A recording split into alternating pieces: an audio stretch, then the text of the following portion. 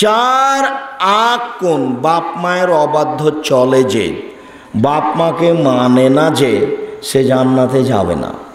একজন সাহাবী আল্লাহর নবীর কাছে এসে বলছেন, আল্লাহর নবী, মা কুল ওয়ালিদাইন আল ওয়ালাদে, বাপ মা আমাদের কাছে কি পায়, আমরা বাপ মায়ের কি উপকার করতে পারি? তখন রাসূল সাল্লাল্লাহু আলাইহি ওয়াসাল্লাম বলছেন, আরে বলো কি, হুমা জান্নাতুকা নারকা, তারাই দুজন তোমার জাহান্নাম, তারাই দুজন তোমার জান্নাত।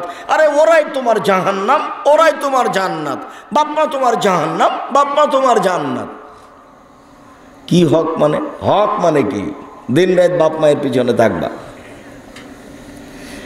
একজন সাহাবী এসে বলছেন, আল্লাহর নবী, আমি যুদ্ধে যেতে চাচ্ছি, তোমার মা আছে?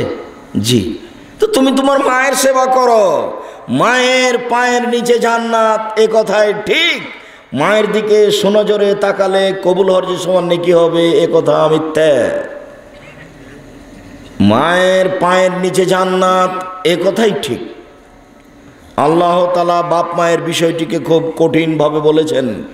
একবার বলছেন, ওয়ালা তাকুল্লাহুমা উফিন ফালা তাকুল্লাহু উফিন, কখনো তাকে বলতে পাবো না, এই শব্দ ব্যবহার করতে পাবো না। ওয়ালা তানহারহুমা, ধমক দিয়ে কথা বলতে পাবো না। বাজার যেতে নিষেধ করলাম তবুও গেল, এটা বলা যাবে না, জোরালো আদেশ। অকুল্লাহুমা কওলান কারীমা, কথা বললে নরম করে বলবা। অকফেজ লাহুমা জানাহা যুল্লে, হাত নিচু করে সংবরণশীল হয়ে ধীরে বাপ মায়ের সামনে যাওয়া। তার সামনে কিভাবে কথা বলতে হবে, যাওয়ার গতিটা কেমন হবে, এ কথা আল্লাহ বলছেন। আপনাকে আমি কি দিয়ে বুঝাই বাপ মা কি জিনিস? রাজশাহীর মেয়র একদিন নদাপাড়াতে এসেছেন, তো ওসি, থানার ওসি, শাহ মকদুম থানার ওসি মেয়রের সামনে গিয়ে এইভাবে দাঁড়িয়ে হাত দুটাকে এইরকম করে বলছে, স্যার এখন আমরা কি করব স্যার? তো দৃশ্যটা দেখে আরে ব্যাপারটা কি, এভাবে এ তো বাপ মায়ের সামনে দাঁড়াতে হবে, এইখানে কেন এরকম? চট করে দেখে আমার ওই দৃশ্যটা মনে পড়ে গেছে, যে তো বাপ মায়ের সামনে হতে হবে, এইখানে কেন এরকম? এবারে হাত দুটাকে নিচু করে মাথা নত করে বলছেন, স্যার এখন আমরা কি করব স্যার?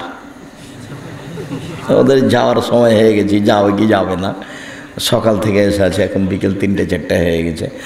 তো এই দৃশ্যটা আমার খুব মনে পড়ে, ওই দৃশ্যটা দেখে আমার মনে পড়েছে, আরে ব্যাপারটা কি, এ তো বাপ মায়ের সামনে এরকম।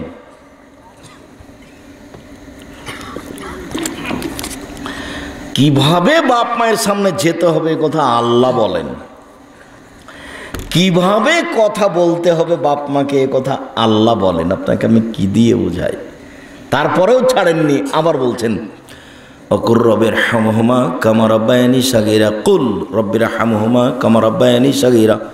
বলেন হে নবী, আপনি বলুন, পৃথিবীর মানুষ বলো, রব্বির হামহুমা কামা রাব্বায়ানি সাগীরা, হে আমার প্রতিপালক, তুমি আমার বাপ মাকে দেখো, বাল্য অবস্থায় আমার বাপ মা যেভাবে দেখেছিল,